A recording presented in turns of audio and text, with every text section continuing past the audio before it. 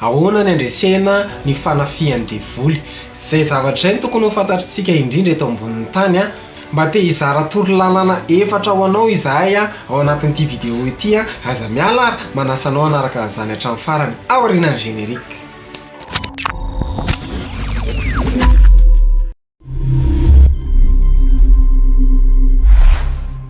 Falmerabantsika rehetra tompoko ny tonga soa anatin'ity vidéo vaovao ity mino fa salama tsara ianao dia mankasitraka anao manaraka hatramin'ny pejy. Ahoana ny andresena ny fanafihan'ny devoly.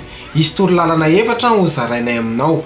Voalohany, ataovy azo antoka hoe eo ambanin'ny ran'i Jesosy ny fiainanao. Aza mitsahatra mangataka famelan-keloka mandeha amin'ny fibebahana ary mipetraka eo ambanin'ny ran'i Jesosy. Faharoa, mianara manity varavarana. Hoy ny Baiboly ato amin'ny Efesiana 4:7-7 hoe aiza manome fitoerana ho an'ny devoly. Le fitoerana io amin'ny teny frantsay izy hoe accès.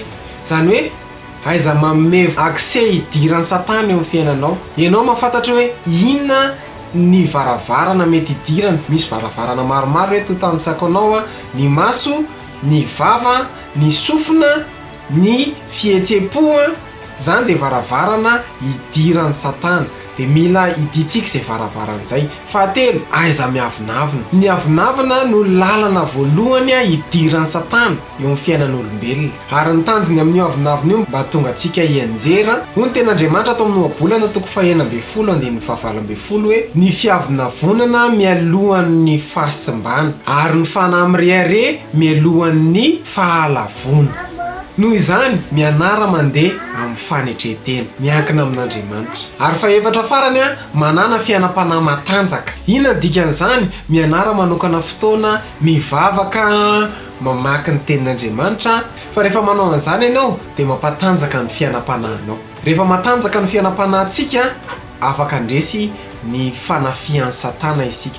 Fa rehefa mafy ny fiainam-panahintsika, rehefa matanjaka ny fiainam-panahintsika dia afaka manatrika zavatra mafy isika. Mino fa ho ampiasainao ireo torolalana efatra ireo. Voalohany apetrao ambanin'ny ran'i Jesosy ny fiainanao. Faharoa, mianara manity varavarana. Ary fahatelo, aza miavinavina.